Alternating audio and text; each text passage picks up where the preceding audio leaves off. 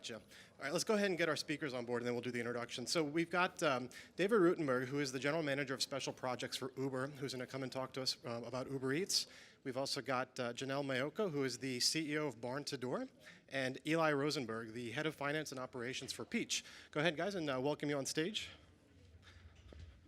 All right. Doesn't matter. Eli, I think you're mic'd up, right? Yeah, so you can hand the, there we go. Take that mic, and then you can use that mic. There you go, perfect. Okay, so we're going to be talking about, obviously there's a lot of serious items and issues that are sort of being talked about as part of the on-demand economy. And one of the sort of concepts that's overarching to this entire thing has been the disruption and what that's doing to the overall marketplace. Now, we just went into the heart of some of the most important issues when it comes to labor relations within the marketplace. And what we're going to do right now is dive into a certain aspect of the disruption, which happens to be in relation to the food tech space. There's been a lot of movement taking place in terms of how food and the concept of delivery of food, as well as all the other parts of the on-demand parts of the food world, are changing. And one of the things that I think is really interesting, and we'll go into quick introductions just a second here, but a stat that I found really interesting was that in 2015, on-demand food tech startups raised a record $5.7 billion. And that's an increase of 152% from the previous year. And so obviously there's a lot of action taking place here. And who we've got on stage here are three different parts of the on-demand world in terms of how they approach. And what I'd love to do before we get into our conversation is just have a quick introduction in terms of who you are and the company that you're with. Eli? Hi, my name is Eli Rosenberg. I run finance and operations for Peach. So the whole piece of it of you ordering the food to you getting the food is what my team does. But Peach in general aims to make lunch very easy for office workers, such that you get a text at between 7:30 and 9:30 in the morning, and then you just reply yes if you'd like that day's meal, and your meal shows up between 12 and 12:30. And we're really aiming to create efficiencies between restaurants and office workers and provide variety on office workers' lunch. David? Great. Yeah, hi, my name is David Rutenberg. I'm the general manager for Uber Eats here in the Seattle area. You guys have heard a fair amount about Uber in the last little bit. Can you hear? Yeah. Nope. Uber? Uber. Cool. Yep. So Uber Eats is the part of the business that I work on. So it's also in food delivery, and much like with Peach, what we strive to do is to bring great food to more people, and we work across our network of driver partners on the Uber side of the business to deliver that food. And I'm Janelle Maiocco. I'm the CEO of Farm2Door, and I'm glad you're solving for delivery because we're not.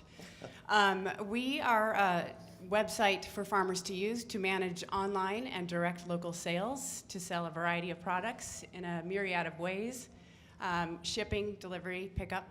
Another way to look at it is a Shopify for farms, with the benefit of being a collective marketplace like Etsy, with capabilities and features built specific to farmers. Great. This morning we talked about one of the interesting parts that's taking place within the on-demand economy, which is that it's helping to advance a lot of the things that we're seeing in terms of the change in consumer demographics and how consumers are changing the way that they expect to work with companies when it comes to everything from how they get around, how they work in their work environments, as well as how they expect to get their food and how the quality of that food is. And so one of the things I wanted to start off with was, do you think that your technologies are working to facilitate the change that's taking place within the consumer mindset, or do you think the consumer mindset, we talked about the millennial generation earlier, is driving the need for the types of offerings that you guys have? Because there's three different facets that we're seeing here, whether it's it's not even an app with Peach, it's a text-based service, but being able to have your high-quality lunch be delivered in a really simple way, or be able to pick a restaurant and have it be delivered within 10 minutes. It's a really interesting concept. Or even being able to do something that I would love to do, which is bring farm fresh produce directly to me in a way that's easy to figure out, and that's something I still haven't done. Is it the consumers that are driving this, or is it the actual tech? It's all of it. I think the education of consumers being used to using these technologies in like a kind of a mindless way has enabled it. So a lot of that is the technology and the the customer experience that our customers expect and are used to like using apps and text and allows for some of these services to blend into the background, or not necessarily blend into the background, but make things much easier. So let's say you want to go out and get a good lunch. Like there's always a risk the restaurant you go to might not be good. You might have to go outside in the rain. So these on-demand services they take the curation out of having to go pick what you want for lunch. So you're much more confident that you're going to get a good lunch, and then you don't really have to worry about going outside and getting it and taking the time to do that. So it makes everything easier, and it's a pretty magic moment with our customers because they're used to operating systems and services like this. They're expecting efficiency. Yeah, no, just to build on that, I think a lot of it is around how hard certain aspects of life have gotten, right? And that's not to, if you think about the growing demands on our time, the number of emails in your inbox, the number of channels of communication that are coming at you in a given day, you want to simplify as much as possible. So I think that is kind of built into the inherent demand for these services. And then to your point, it kind of as those services have developed, as the models have evolved and gotten better, the bar, I think, has continually been raised. So for us at least, part of the reason why I became involved with Uber was the notion of bringing really great food to somebody's door inside of 5 minutes, and that's kind of magical. What's amazing though is how quickly that becomes like the new bar, and then when somebody gets their food delivered in 6 minutes, they're now incredibly upset. So I do think it's kind of a combination of the complexity of life today for a lot of us, as well as kind of a constant ratcheting up of folks' demands and expectations, which keeps all of us, I think, on our toes to try to keep doing better. I would say the same. I would first say about technology, we're very fortunate to be in a place where the Ubers and Lyfts and the home call from earlier today, people are getting used to that direct access, supply demand, the one-to-one, the Airbnbs, et cetera. People are now used to that, and technology is there to support it. And so from a technology standpoint, sort of the market has been, the pump has been primed, which is fantastic. But I think people are the drivers. Like when I was back in college and I wanted information, I went down to the bowels of the library, looked in the really deep file cabinet and read it on microfiche, right? So people now, it's like information at their fingertips. They expect that information right away. They also expect access. I mean, when I was growing up, I didn't think that I could go tweet or even contact PepsiCo, but now we expect that engagement, that personal engagement, and that direct engagement with companies as well. So I think we have that expectation of access, of immediate information, that then our consumer today wants to make informed, educated choices that are meaningful to them. And so in hearing all that, one thing I also hear is that this is a pretty highbrow fare right now. I mean, being able to have your lunch be delivered not even lunch, but your fancy lunch be delivered, and being able to have a 6-minute delivery of whatever it is that you would normally take 15 minutes to walk over, or whatever that arugula delivery might be from a farmer. These all seem to be something that are clearly benefiting a certain class of the consumer world, and I wonder if that's the necessity that you need to sort of work with in order to get these services off the ground, and is there a pathway to being able to make this sort of an everyman's world?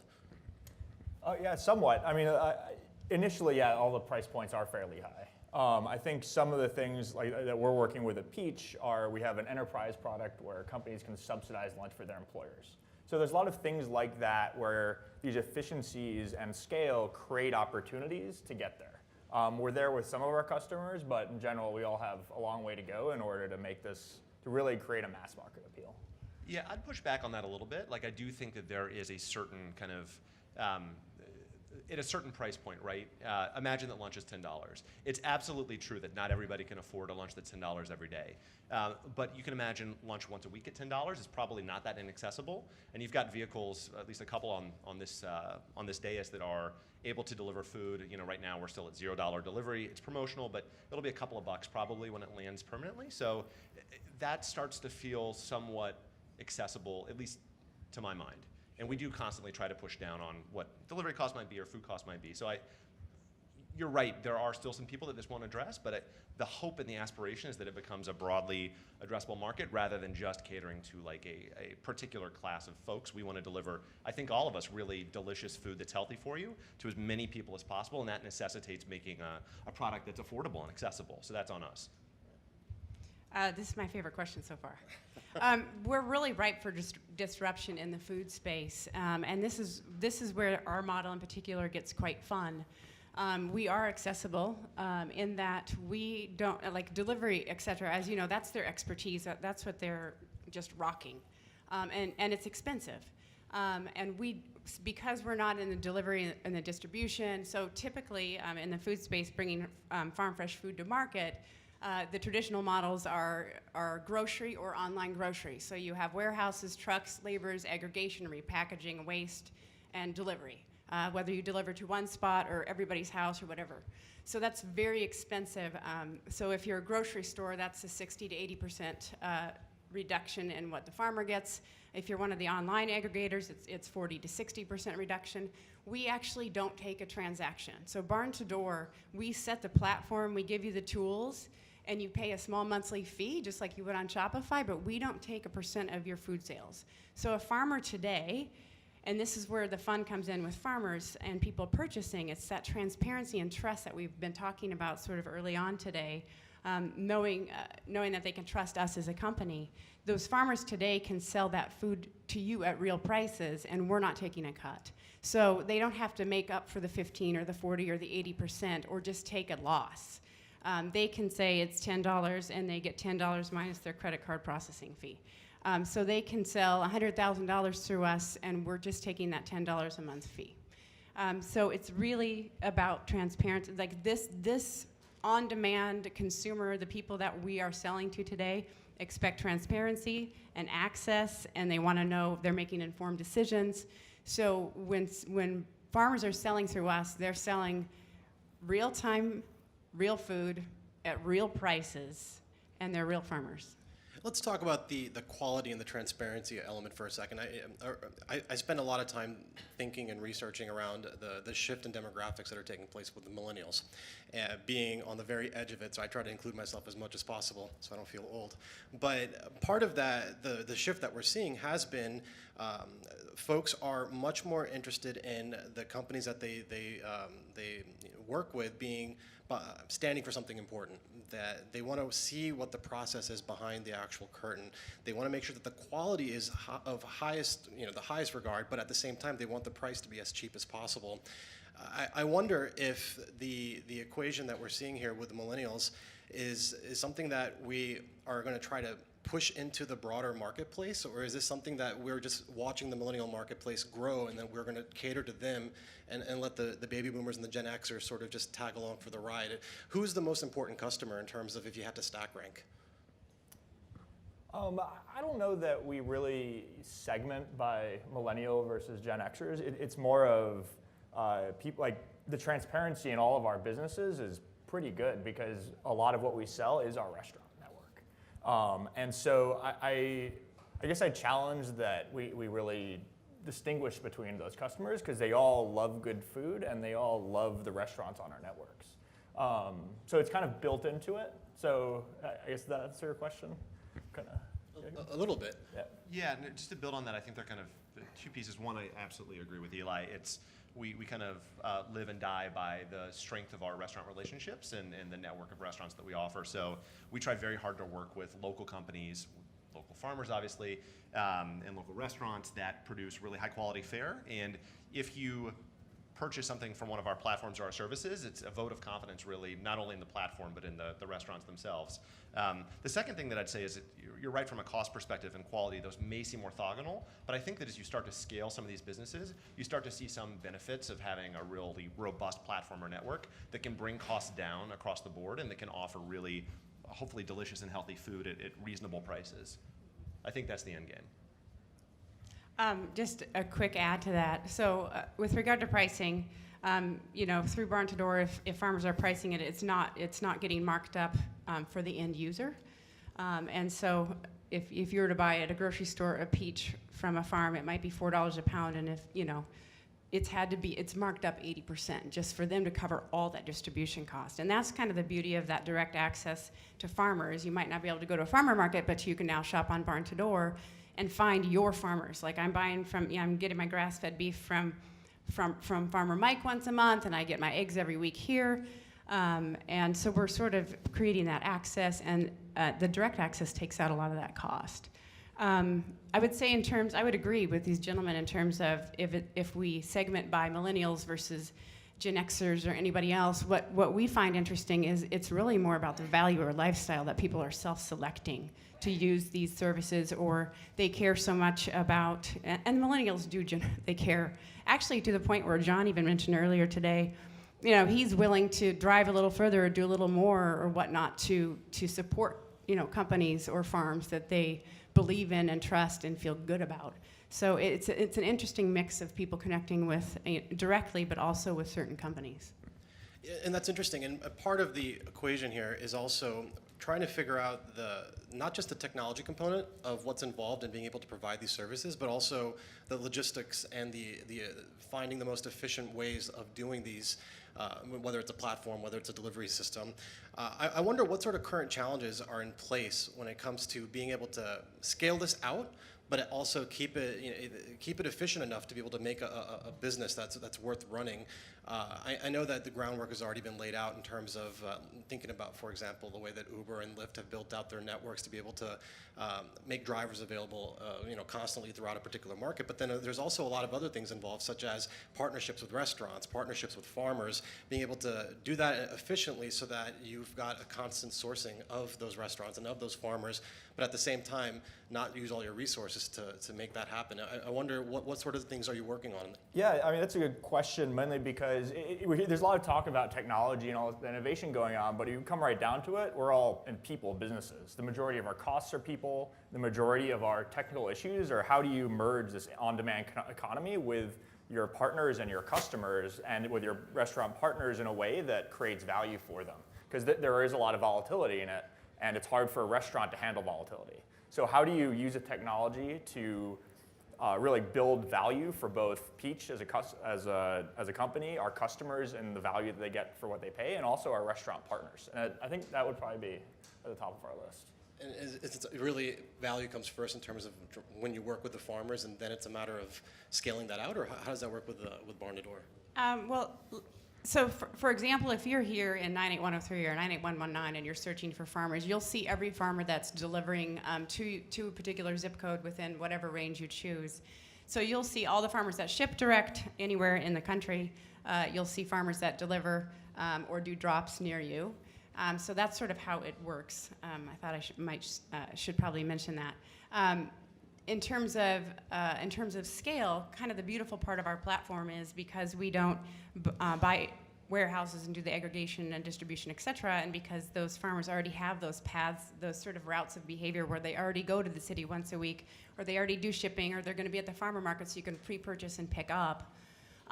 They already are doing these behavior patterns, and we're just building on their existing routes.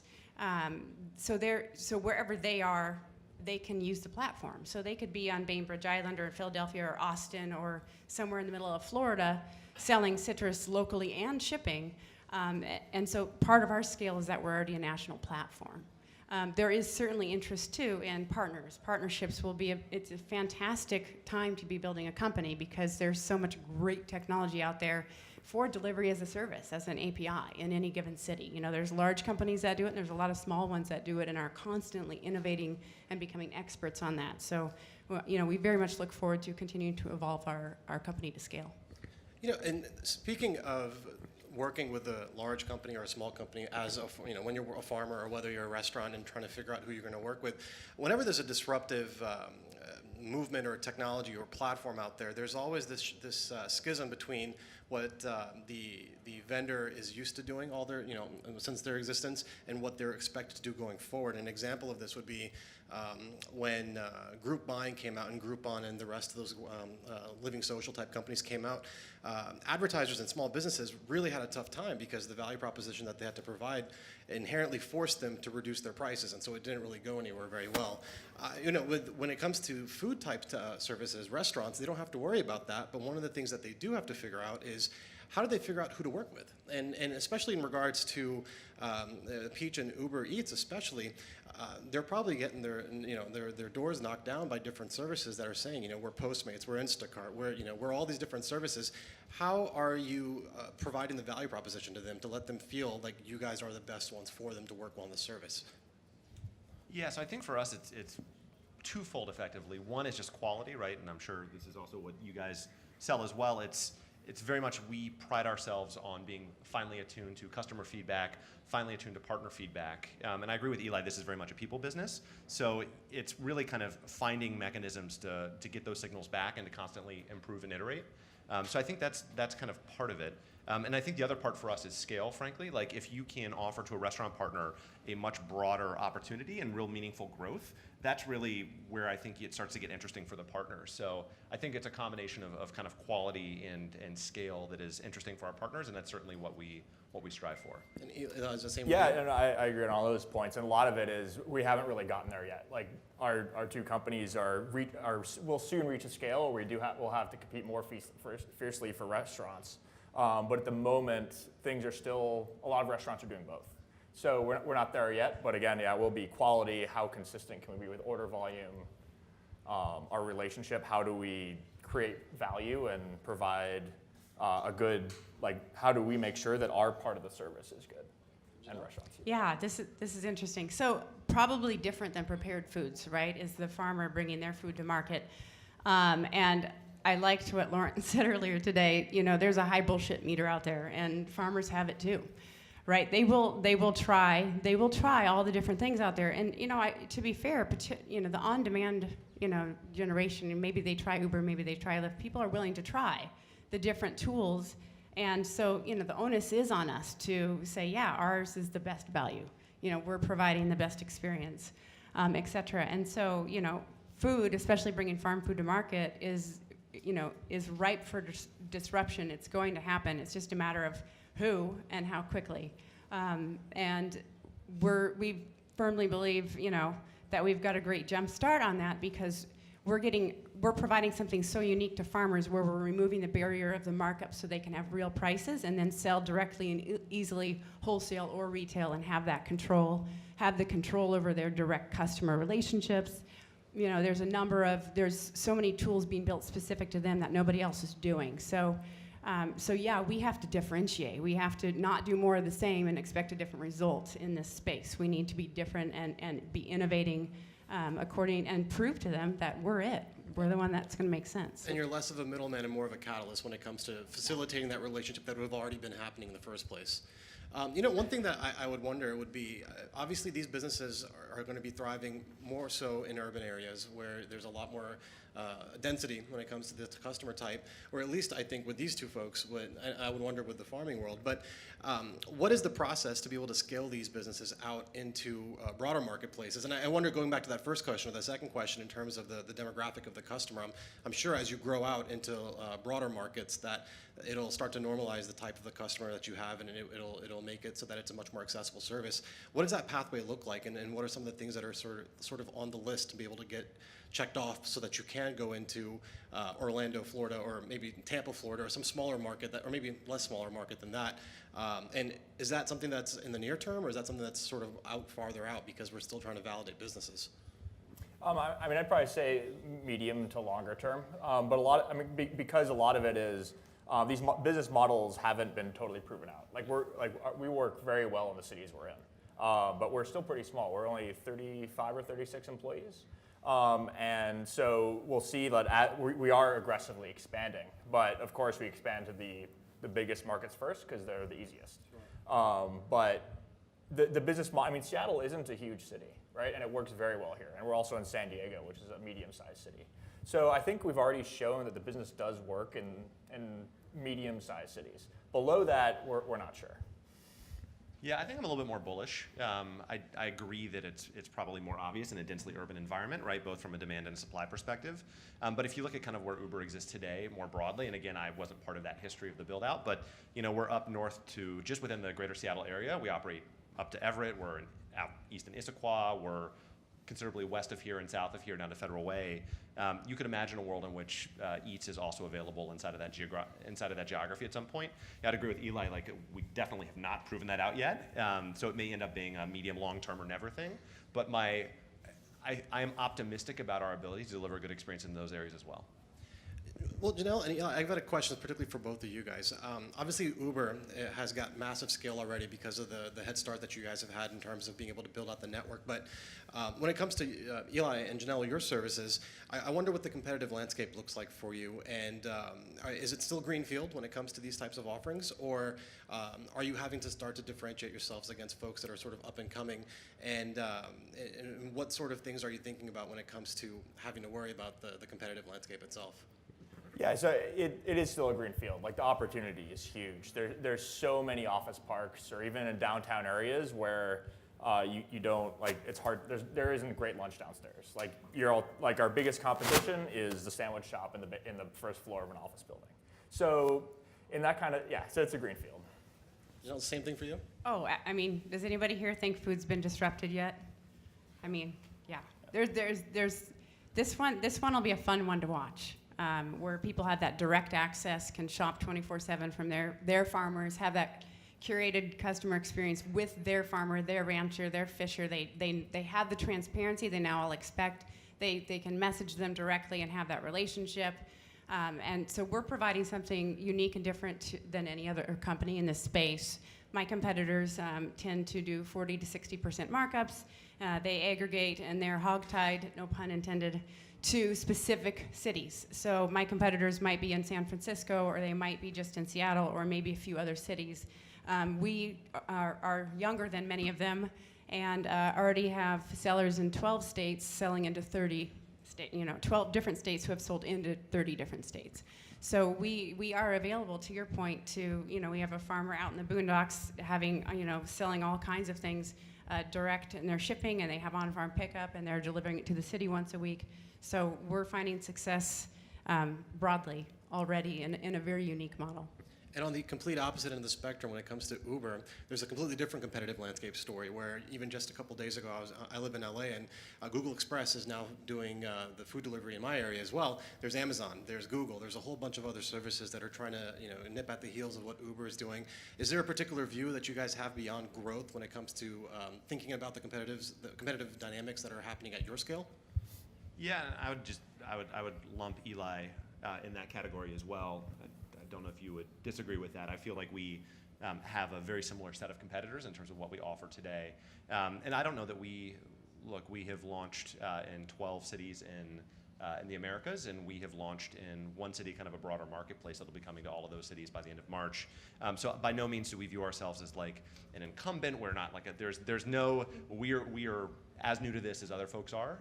We like to think that we learn quickly. We try really hard to offer a differentiated experience. And if you think about from that perspective, we really have to do well with three different kinds of people, right? So we have to do well by our restaurant partners and offer them the best partnership and the best sales opportunities. We have to do well by our customers, offering them the best set of restaurants and the best, easiest access to that food at an affordable price. And then we have to do well by our driver partners as well, by providing them with meaningful earning opportunities so that they choose to deliver food for us rather than drive for Uber or drive for Lyft or do something else. So I don't know that I can cleanly characterize exactly how well we do along those three dimensions, but I can tell you that we're really focused on keeping all three of those constituencies in as good of a place as we can so that we can grow our business alongside the other folks in this space. Wonderful. We're coming up on time. I just wanted to see if there's any questions from the audience. Oh, there's plenty of questions. Let's see. Roman, you got the mic there? We'll start off on this side. So you guys kind of touched on it a little bit anyway, but I wanted to hear you guys remark specifically on how on-demand food economy is addressing like food waste and food deserts and the underserved demographics. Don't everyone start at once. I know. Janelle? It's good to be thoughtful. So food waste, food deserts, traceability. Fortunately, we're getting there with regard to having it be accessible from a price standpoint, which is kind of a good first step. We will obviously be gaining data as we grow. And if folks want to purchase food from a particular zip code, they can tell us that, and it builds up that demand for us that we can then turn back towards our sellers and let them know that there's demand in particular areas to then sort of help them expand their reach. About 30% of the food on our site today is shipped direct, so that is accessible to anybody no matter where they live, even if they are in a food desert. Again, because it's direct and we don't take a markup, the price should reflect that and so be achievable for folks in those spaces. In terms of traceability, transparency, did you ask about that too? Yeah. All right, go ahead. Yeah, so on the accessibility and the food desert thing, we will go to an office building wherever we can get users. So there is if enough users sign up at a location, even if we haven't actively solicited there, we'll turn that location on. In terms of food waste, we do address that quite a bit as opposed to traditional catering, where when Peach does a catering with our core product, only meals that are actually ordered will be delivered. So there isn't really waste. It's only meals that are requested are delivered. Yeah, I'd echo. First of all, I think it's a really smart question. So thank you for asking it. From a food waste perspective, I would just echo what Eli said around kind of being made to order. From a food deserts perspective, I think the way that we look at it is not dissimilar to the way that we look at transportation. There have been many parts of many cities that have been traditionally underserved in terms of transportation options, where taxis, for example, just weren't able to or willing to come to. So I think we're hoping to apply the same sort of accessibility on the food side that we have on the transport side. So that is, I think, how we would start to try to address food deserts. But I realize that's a much larger issue that we alone certainly aren't going to solve on this dais. But I think it's a great question and something we certainly should be more thoughtful about collectively. Yeah, waste. That was it. So this is fantastic. In fact, we have some great quotes from farmers that I don't have off the top of my head, but they love this service because it's direct. So it's paid for, they harvest it, and they deliver it. And so it reduces waste significantly to have it just go directly from the farmer to you. I have a farmer that was like, I'm so glad for this service because, when we go to the farmer market, we truck a whole bunch of stuff in. We stand there all day with no guarantee of sales, and then we go home with a whole bunch of waste at the end. Whereas this is really just-in-time purchased direct from the farmer. It's pre-purchased, and your name's on the box, or they deliver it to you directly, or you're picking it up, whatever that may be. But it's real-time, just-in-time food delivered from the farm. We'll take a couple more questions that we'll combine. I know that you had one back here in the green. Yeah, hi, my name is Sarah Schott, and I have a question. You guys have talked a lot about quality. I have a question about food safety. I happen to be a two-time E. coli survivor who got E. coli from a Seattle area restaurant that was the highest rated for its cuisine type in Seattle on Yelp. And it strikes me that there's an opportunity with food service delivery for ensuring that food safety is a component of the decision-making process. So I was wondering, for the food delivery services or the restaurant delivery services, do you incorporate looking at restaurant inspection scores in your selection of restaurant partners? How do you ensure that those restaurant partners have liability coverage in case of a foodborne illness outbreak? And how do you ensure traceability if an outbreak occurs through one of your partners? Before we answer that, let me just make sure there's no more questions that we wanted to cover, and we'll close out with that one. That's a highly potent question. Eli? Sure, yeah. I mean, so food safety is definitely a big deal for us. And one of the biggest things we can do there is shorten the time between the food preparation and the food delivery. And that's usually between a half hour or 45 minutes for us. And then we also have hot and cold packs to ensure that the food stays at the desired temperature, which is which is way shorter than the required, I think it's like 3 or 4 hours that the city requires. In terms of vetting restaurants, we definitely look at the health scores of all the restaurants that we bring onto our network. However, we do need to work with the city more about what a lot of that data is difficult to use, and we do need to work with the city more on digesting it and using it in more of a real-time fashion. Yeah, first of all, I'd just say that really sucks, and I'm sorry that you got E. coli not once but twice. That's awful. I agree emphatically with Eli in terms of shortening time. Like that's absolutely an aspiration on our part. If you think about the kind of ubiquity of Uber drivers and our driver partner network here in Seattle, we certainly hope to tap into that to deliver really quickly to people wherever they happen to be in the area. The other point that seems worth making is we also kind of live and die by the experiences of our customers. And so if somebody were to get sick on our platform via one of our partner restaurants, that would be a kind of a worst case scenario, I think, for any of us on this stage, whether they be a farmer or a restaurant. So we're highly incentivized to do whatever we can to mitigate that. I don't know that we'll be perfect at it, but I think it's a really good question, and I can only hope that we do our jobs properly so that that doesn't happen to you or anybody else. I would just say, somebody wise once said, the shorter the chain between the farm to the plate, the lower the risk and the more safe. And so with the food coming right from the farmer to you, literally, there's so many fewer hands, and it's not sitting in a warehouse or being repackaged and touched by so many folks, et cetera. So it really reduces that risk. We also take, a lot of pride in our quality and standards that sellers agree to in order to be on the platform. And we require them to be transparent as well with regard to feed input, soil input, certifications, insurance, et cetera. So it's all very clear and very direct. So you can buy from who you want, whenever you want, and the food that you want. Wonderful. I think that cuts us to our time. Thank you so much, Eli, David, and Janelle, for an excellent conversation. Thank you. Thank you. We're going to